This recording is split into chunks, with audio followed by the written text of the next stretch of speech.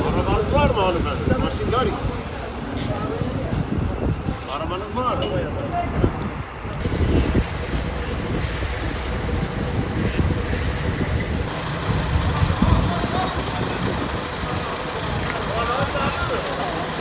Ben İsrail ve Amerika'nın İran'a yönelik saldırılarını kınıyorum. Yani doğrusu yani bunu sosyal medya hesaplarımızda da paylaştık. Ben İsrail'i hiçbir zaman meşru bir devlet olarak görmüyorum. Yani Orta Doğu'da biraz fesadın ve fitnenin tarafı gibi duruyorlar. Bir korsanlar topluluğu olarak değerlendiriyorum. Yani işte dünyanın çeşitli ülkelerini kendileri gibi düşünmemelerine rağmen ama kendi çıkarları doğrultusunda varlıklarını sürdürülebilir kılma konusunda bir işin tarafı.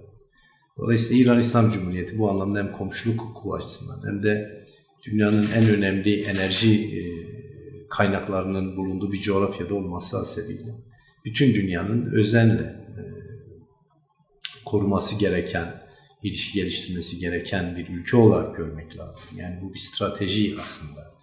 Karar vericiler ya da dünyayı yönetenlerin bu anlamda işte süreci doğru okumamaları işte bugün bu işi bu boyuta getirdi. Ama özelde mesela bundan en çok etkilenen coğrafyaların başında biz geliyoruz. Yani özellikle son 10-12 yıl içerisinde Van Ticaret Sanayi Odası'nın İran turizm pazarı üzerinde geliştirdiği gerçekten çok önemli bir çaba ve emek vardı. Yani geldiğimiz noktada işte kapıların kapanması karşılıklı olarak işte bu yurttaşların artık gelmiyor olması bu anlamda.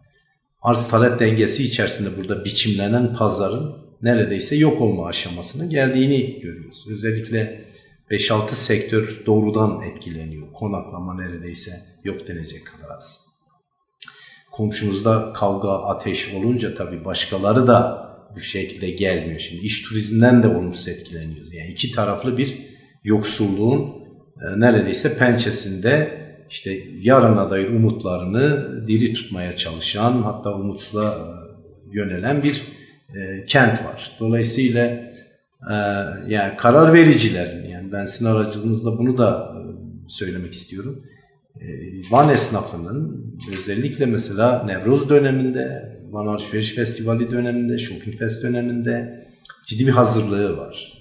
Ve bu hazırlık ne yazık ki artık şimdi yani komşuda ateş yanarken bizim burada eğlenceli festivale yönelik bir faaliyet yapmamız da ahlaki ve etik değil. Tam bir farkındalık oluşturmaya çalışıyoruz ama dolayısıyla bir mücbir sebep de var. Yani burada ya bu borçların ertelenmesi mi olur ya da afet görmüş alanlara uygulanan tedbirler neyse ben Van özellikle küçük ölçekli esnafın, orta ölçekli tacirin bundan olumsuz etkilendiğini ve önümüzdeki günlerde bunun somut verilerini derleyip taleplerimiz olacak karar vericilerden. Yani bu şekilde sürdürülebilir bir durumda değiliz. Şimdi biz Ermenistan'la ilişkilerimiz iyi olsun istiyoruz, Azerbaycan'la ilişkilerimiz iyi olsun istiyoruz, Irak'la ilişkilerimiz iyi olsun istiyoruz ama bu İran'a saldırı bütün bölgeyi neredeyse kilitleyen, taraf eden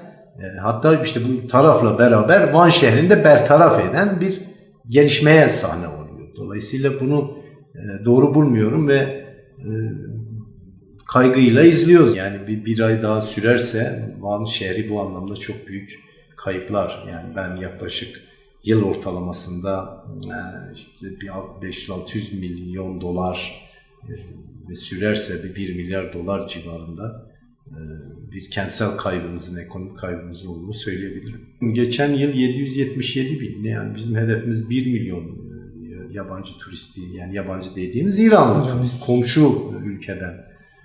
Bu yılda hedefimizi yine 1 milyon olarak revize etmiştik. Yani olası restleşmeler vardı. Yani biz de dünyaya bigane değiliz, bakıyoruz ediyoruz falan ama bugün itibariyle yani şimdi bu oranın toparlanması, insanların tekrar bu işe bütçe ayırması, gelmesi, gitmesi, yani gerçekten şu anda belki de en kötü şey yani burada ekonomi konuşuyor olmak, yani ya da yerel ticareti konuşuyor olmak.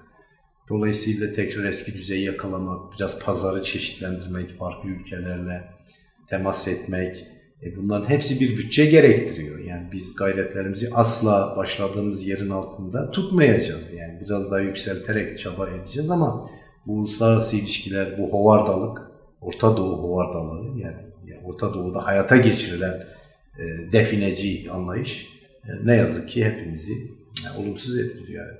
Van Alışveriş Günleri adı altında Van Shopping Fest diğer adıyla başlayan ve günümüze, bugüne kadar devam eden, her yıl